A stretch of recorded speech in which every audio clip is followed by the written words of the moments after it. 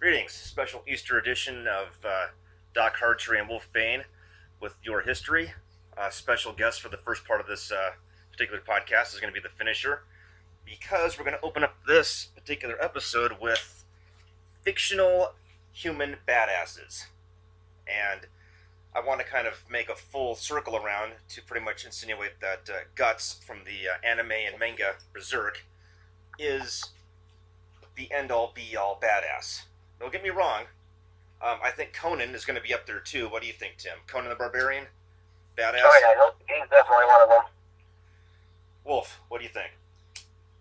Oh, Conan would definitely be up there. Now, in a fight between Conan and Guts, what do you think? That's a tough one. And once again, it'd have to depend solely on why they'd be fighting. Pretty much, you'd probably have to put a figure in some sort of alternate universe. Guts' mercenary band was hired to take out whatever side that Conan was fighting on. Now, what era of Guts is it? That's true. I'm gonna say full-on Black Swordsman Guts. I really can't see Conan and Guts fighting on opposite sides, because if you read Conan, most of the things that he's fighting against are evil wizards and kind of dark power things. And Guts hates kind those of thing things. that Guts is going up against. So I really see them joining forces in like a freaking whirlwind of badassdom.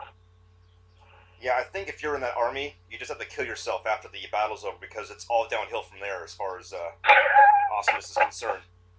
Now, if we're talking Black Swordsman Guts versus Conan, if they did fight, I would have to give it to Guts, mostly because Arm he had cannon. he had the arm cannon.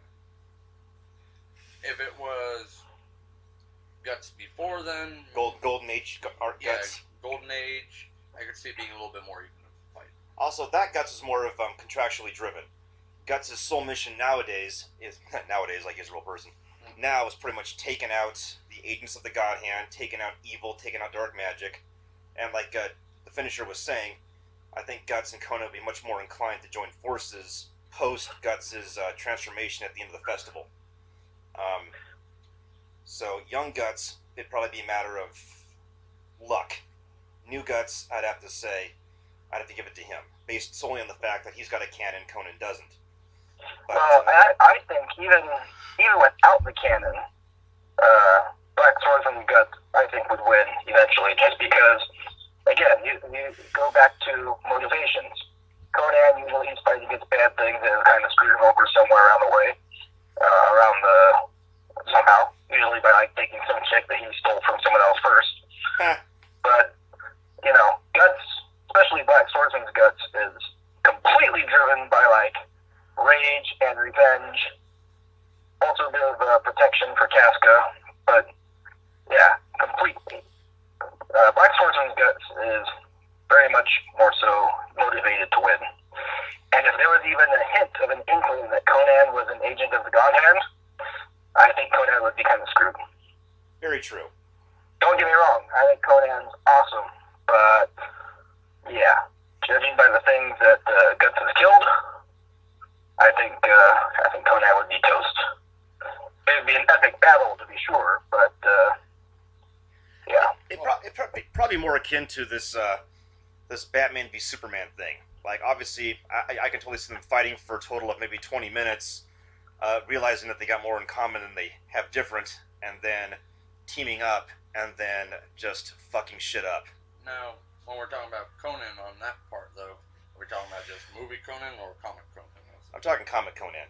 Okay, because in the comics, I remember he would fight some pretty gnarly beasts, though. So. Very true.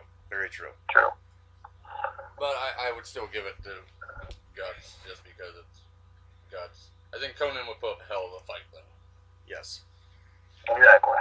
Now, that being said, one of the major things that Guts did in the manga and in the old series as well as the new series was the famous stand where he took on 100 mercenaries and killed them all single-handedly, while he let his 100-man Slayer. Yep, 100-man Slayer, the Century Slayer, whatever you want to call him. And on that note, I wanted to bring people who've kind of done a Guts in their own way, only in real life, to the forefront of today's discussion. We're going to be speaking of the nameless Viking warrior who hopped up on nothing but his nudity and mushrooms, took on an entire Saxon army on a bridge. We're going to be talking about Marcus Cassius Scevia, who, in the name of Caesar, suffered horrendous wounds, but survived 2 altercations, one by himself against the tribe of Celts, and 2 against the opposing armies of Rome during the civil war for Caesar's succession. Then I want to bring it to a more modern theater with World War II, where we are going to discuss the trial of Audie Murphy, as well as the Finnish sniper Simo Häyhä, also known by the Russians by the pet name the White Death. All these men kill. Now, single-handedly with a sword, killing 100 men is almost impossible. But these men did pretty much as best as men could against those kinds of odds. Matter of fact, the White Death killed 500 people in 100 days. Granted, that was with a sniper rifle, but I think even if Guts were alive and a real person, he'd have to give a nod of respect to the White Death. Well, definitely, considering that the weapons that the opposing army is using have also, progressed. It's not like, it was a sniper rifle against 100 guys with swords. It was a sniper rifle against, guys with the whole German freaking army at their beck and call. Actually, I did some research, dude. It turns out that the White Death was Finnish, and his claim to fame came in a brief combat conflict before World War II. Well, it kind of overlapped, called the Winter War, where the Finnish were trying to depose the incursion of the Russians. So the White Death was actually a Finnish soldier, and he took out 505 Russians in the Red Army. Nice.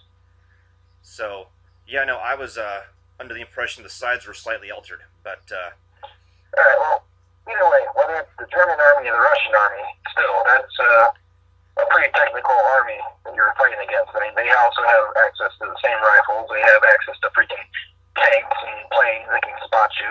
Yeah, and he actually... So the fact that this guy was able to do what he did with a simple, not even like a souped-up sniper rifle, but I believe he just used a good old hunting rifle, did he not?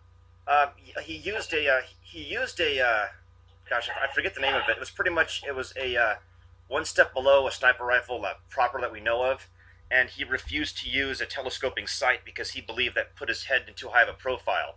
So he used the iron sight that came with the gun, and he spent the entirety of those 100 days laying down in snow, packing snow in his mouth to make sure his breath didn't give his position away. Oh, that's actually a very good idea, because usually if you watch, documentaries or sometimes movies that portray it, right? If you have a sniper battle, what can usually give you away is the fact that the scope, it's glass, so it can reflect sunlight and it can give away your position. So by using those iron sights, you don't have to worry about that. Exactly. And it turns out too, Audie Murphy, prior to his deal with the M10 tank destroyer, was a very top-notch marksman. He took a bullet to the hip and actually had to have gangrene scraped from his hip by a field medic. But after being shot in the hip, he lined up his sight to the sniper who just shot him and put a bullet right between that sniper's eyes. Yeah, that's pretty damn impressive. Yes. Now, and I think we're going to leave it off there, and we're going to start with Wolf, because Wolf doesn't have anything with sniper rifles in it, but he has stuff to do with battle axes and just straight up badassdom. I mean, Marcus, Wolf was telling me, took an arrow to the eye and the throat and the kneecap, and still wanted to come back for more. And this is back in the day where you can get you like I said before, you could die from a paper cut if the circumstances were correct. So taking a arrow to the eye, the throat, and the kneecap, that was a death sentence for most people, but he pulled the guts and stayed alive out of spite. Some people used to be adventurers like that, but then they took an arrow to the knee and they were done. Very true. Ha! Little Skyrim humor. Excellent. Well, thank you, Finisher. We're going to let you get back to Easter dinner, and I will let you know when the show's done. All right. Well, you guys have a good one. You You too, buddy. Take care. Bye-bye. Biblically speaking, getting nailed to a cross and coming back from the dead's kind of on the badass side. But we're going to talk about some people who were tougher to kill than a friggin' Terminator. So, moving on. You've got two, was it Roman soldiers? My apologies. You've got one Roman and one Viking. And did they walk into a bar and fuck shit up? Yes, they did. Excellent. So let's get into let's go chronologically. You want to do the Viking first? Or do you want to do the Roman first? Sure, we'll go with the Viking first. Okay. Okay. I'm going to hold that while you read? No. You leave my cigarette alone. That's mean. Okay. Not too much is known about this individual Viking. We don't know his name. We just know the one deed he did. What was that one deed he did? The deed he did? Deed he did. Okay, well, the year was September 25th, 1066. The throne of England was kind of up for grabs. You had the Saxon King Harold Godwinson laying claim to it. Then you had the King of Norway, Harold Hardrada. I'm sure most people who've ever studied any history know the two names. Norway, man. Sorry. Funny Norway joke. But yes, Harold Hardrada was known kind of as the last real Viking king. So it starts off him and his whole Viking crew, which was actually a very big Viking crew. How big is a Viking crew? I mean, per boat. Was it a full crew per boat, or did he have several boats? He had hundreds of boats. So he had several hundred crews, technically speaking. Yes. It was a Viking army. Okay. Well, they landed on England. Things were going off really good at first, and he decided, well, let me split my forces, cover more ground, and rape, pillage, and plunder. Well, that was all fine and dandy, but the Saxon king, Harold Godwinson, he kind of knew better. He massed a sizable army, very well equipped, and caught Harold Hardrada pretty much with his pants down. While in the morning, early in the morning, while the Vikings were napping, sleeping off the party the night before, they awoke to see an entire army of Saxons in shiny mail armor marching straight at them. Oh, wow. The Vikings didn't even have time to pull up their pants. They barely had time to fashion a makeshift shield wall. Fighting was very fierce, but it was going pretty badly. Half their force was missing, and they were not even armed. Well, the Norwegians, they decided, okay, we might have to do a little retreat. But, yeah, they were having kind of a difficulty on it. They ended up having to cross the bridge of Stanford, which I'm sure some people might have heard of. They needed to buy more time, and this is where the nameless Viking berserker came in. He asked permission from Harold Hardrada if he would be able to give his life to buy some time. Harold said, okay, buddy, good luck. So this giant man mountain with a giant double-handed axe by himself stood on the bridge. Okay. This man held off the entire Saxon army for almost an hour, killing 40 or more men. By himself? By himself. Now you have to remember a Viking berserker, he was probably hopped up on mushrooms, couldn't feel pain, and so pretty much you have a big angry guy hopped up on PCP with a giant axe. Still, though, I mean, laws of human kinesiology dictate that after a certain number of wounds, no matter how hopped up you are, you would bleed to death. Your tendons would be severed, or your bones would be incapable of holding up the rest of your structure. So this guy, in addition to being hopped up, I'm guessing was just an immensely skilled fighter. Yes. It really did not seem like the Saxons would be able to break through. Until one Saxon said, "Wait a minute, I have an idea." He hopped into the shallow river underneath the bridge and with a long spear started stabbing the berserker until, yeah, I guess you can only take so many spear thrusts to the stomach before you die, regardless of what you're hopped up on. Yeah. So the Viking finally fell. The Saxons were able to storm across the bridge. Even though they had some time to organize, it still wasn't enough. Harold Hardrada ended up taking an arrow to the throat, died, and that was pretty much the end of the last major Viking raid in England. Wow. And that's kind of considered the end of the age of the Vikings. Was the death of Harold Hardrada and the nameless berserker on the bridge? Yes. Now you'd figure they would have at least given this guy maybe a name post-mortem, or is it just something like lost in the histories? More than likely. I mean, I'm sure he was kind of a folk hero to the surviving Vikings and was probably well known back in his country, but his name's eluded history. Yeah, that's a bummer. It's odd whenever there's like somebody who actually kind of shows in real life that you could be a Guts from Berserk. Oh yes. So excellent. Moving on, we're going to touch on a noteworthy Roman centurion, Marcus Cassius Sceva. If you've done some history homework, you might have heard of him. He was a Roman centurion under Julius Caesar during his heyday. Wow. Now, if you know anything about Julius Caesar, you might know he conquered a thing or two in his day. This is the man who was on the front line doing the conquering for him. Wow. So he's pretty much Caesar's right-hand man? Somewhat. Okay. He had... Field expert? Yeah. And he served with Julius Caesar in his time in Gaul. And on their way back from Gaul, he was still just a private, just a regular soldier. They stopped off in Britain just because they said, "Hey, look, Britain, let's fuck shit up." Okay.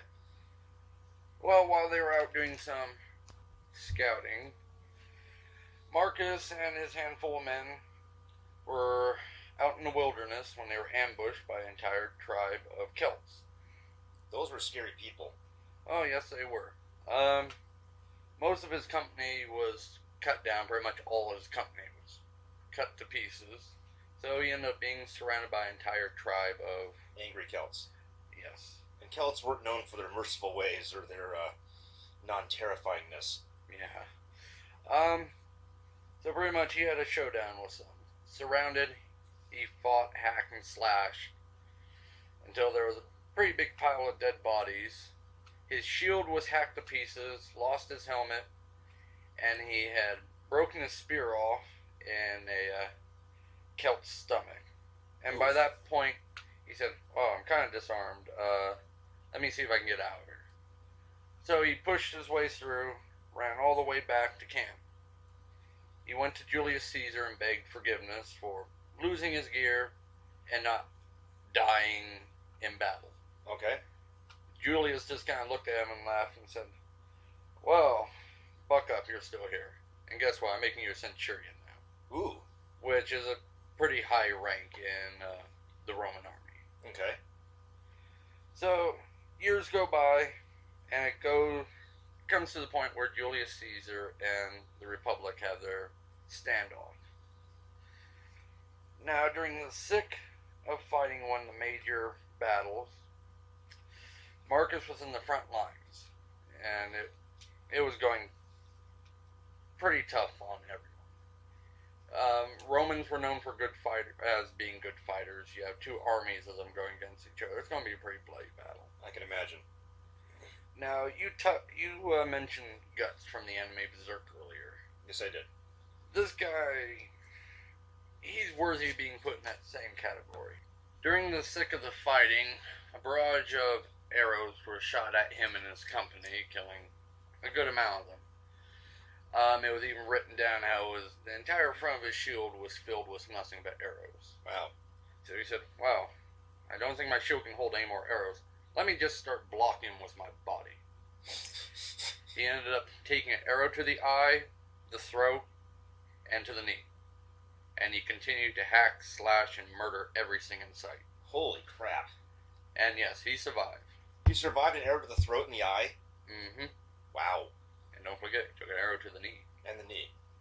His adventuring days might have been cut short there, but the guy was kind of a badass, so he kept fighting. Battle was won, and he served under Caesar all the way up until his death. That incident in the Senate? Yes. Not much is known about his history beforehand, before his military career. But no, that goes to show you what the human body is able to endure. Adrenaline is a hell of a thing. Oh, yes, it is. Damn. So, what noble warrior are you going to be talking about, Doc? Well, I am going to actually be fast forwarding throughout history into the theater of World War II. Nice. We're going to talk about a man who, actually, if you're older than I think 45 in this country, you might know who he is. Because in addition to becoming a war hero, he was kind of a famous actor up until his death in 1971. But his name is Audie Murphy. The thing of Audie Murphy is this. If you've all seen Captain America, the movie, think of Captain America pre-Super Soldier Serum and never getting any bigger. That's how big this guy was. He actually tried to enlist after the Japanese bombed Pearl Harbor, and the Army and Marine Corps both turned him down based on the fact he was puny, and they said he was too young. So, doing what any red-blooded American citizen would do in that situation, he had his sister forge a document saying that he was born earlier than he really was, and then he was enlisted in the Army after that. In 1943, he was assigned to the 15th Infantry Regiment, 3rd Infantry Division. He was stationed in Sicily. He went to Lecanto and Messina. He rose, I think private first class, and then corporal after that. He won the first of, I guess when you win a Purple Heart, or not win, but get a Purple Heart, you get the initial Purple Heart, okay? And then you get embellishments for the Purple Heart. They're called bronze oak leaves. So, he took a direct hit to the hip by a sniper, and that's how he got his Purple Heart. While bleeding from his hip, he took aim and actually shot the sniper who shot him right between the eyes. Nice. Okay? So did he have any permanent damage? Because I know the hip could be kind of a tricky thing. Yeah, he's actually been damaged a total of 3 times. He got 3 bronze oak leaf embellishments for his Purple Heart throughout his career. Okay? Speaking of medals and stuff, do you know the Romans were one of the first to use medals as honoring soldiers? Did not know that. Sorry, Wow. not to take away from you. No worries. Okay. Now, see, typically, to win the Medal of Honor, you need to die. Or be close to death. Here's what happened with Audie Murphy, okay? He was stationed, I believe, in France. The Germans scored a direct hit on an Allied M10 tank destroyer. Do you know what that is? No, I do not. It's pretty much a tank. It's not a tank. It's a vehicle with a giant 50 caliber gun turret mounted to it. Okay? Oh, where can I buy one? Right? I want to take 2 of them. So, this was like their frontline protection, and it was blown up. Well, everything was blown up but the gun. Okay? Audie Murphy ordered his men to stay in the nearby woods while he, by himself, mounted this flaming wreck of automobile and held the Germans off, I think killing 50 of them or an entire squad, for an hour. And then he got shot in the kneecap, ran out of ammunition, and as he was hobbling back to the forest, the M10 tank destroyer he was just on exploded. I can only imagine in slow motion as he walked away. Okay? And I think at the time, Audie Murphy became the most decorated American soldier in World War II. Not just by, obviously, the American side of things, but I believe he was given French accolades. I think every medal known to man that one could get while still being alive, he was able to get. And this guy was, I think, maybe 5'5", maybe a buck 15, a buck 10. And if you look at a picture of him wearing all of his medals, he is oversaturated with medals. It's almost comical how many medals he has. In addition to that, Audie Murphy suffered from shell shock, later known as PTSD, and he became addicted to these heavy narcotic sleeping pills. When he realized that he no longer wanted to be addicted to anything, he rented himself like a cheap motel room for a month and locked himself inside of it and fought the withdrawals off. Hollywood later wanted to make a movie based off of his autobiography, To Hell and Back. And as he was making the movie, starring as himself, right, Hollywood said, a lot of the shit that you did, we might have to edit out because it's not very believable.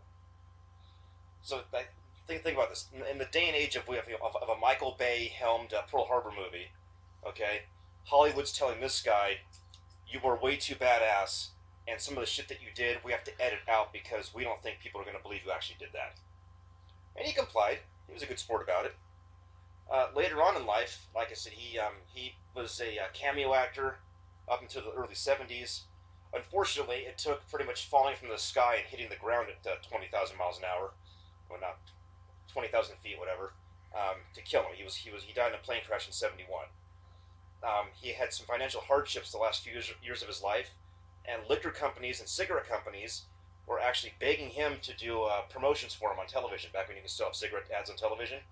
And he said, no, I'll deal with the poverty. I don't want to be a bad example. And told the big tobacco and big alcohol to pretty much shove it up their own ass. So, yes, Audie Murphy, he's To Hell and Back. You can look it up. Also, Sabaton wrote a song about him. And just an amazing human being. And it just shows that courage doesn't know size, it doesn't know weight. Even the smallest man can do the most badass of deeds. On actual historical versions of Guts from the anime Berserk, I think I'd be reticent to leave out one of the most amazing stories to be born out of World War II culture. Now, prior to World War II, there was a small conflict between the Finnish and the Soviet Union called the Winter War. This took place between 1939 and 1940 on the borders of the Russian Empire and Finland, because the Russians knew that they were going to need some Finnish acquisitions in order to better be prepared for the Nazi incursion, and they kind of very sneakily, under the League of Nations' noses, tried to annex and take over part of Finland for their own nefarious schemes. Because even though the Russians were our allies in World War II, it didn't take them long to kind of become public dickholes later on in history, and they kind of still are. So, there is a man named... The man's name was Simo Heha, and better off known by his nickname given to him by the Russian army, simply the White Death. He only fought for about 100 days total in the backwoods of the Finnish-Russian border in the Winter War of 1939-1940. In that 100 days, and keep in mind, if you've ever been to those northern parts of Europe, we're not talking a whole lot of daylight here. It's almost like going to Alaska. But in those 100 days, he managed to kill slightly over 5 people a day, making his total kill count 505, making him the highest grossing sniper in any theater, I think, in history. Now, this guy was amazing. He would actually stuff his mouth full of snow in order to make sure that his breath would not give his position away in the icy cold. Matter of fact, he also had half his face blown off by an explosive bullet, an explosive round, recovered, and was still able to be a badass. And he was the stuff of legend. I think they actually resorted to carpet bombing the region that they thought he was in, and he still lived. So, 505 kills, and he refused to use a telescoping sight. He believed that a telescoping sight caused a sniper to have to raise their head to a higher profile, and he didn't want to do that. He pretty much just wanted to stay in cover, mouth full of snow, and pick off Russian soldiers one by one. 5 a day, 100 days, 505 totals. This guy was amazing. And he lived to the old age, still missing half his face. There was no reconstructive surgery back then.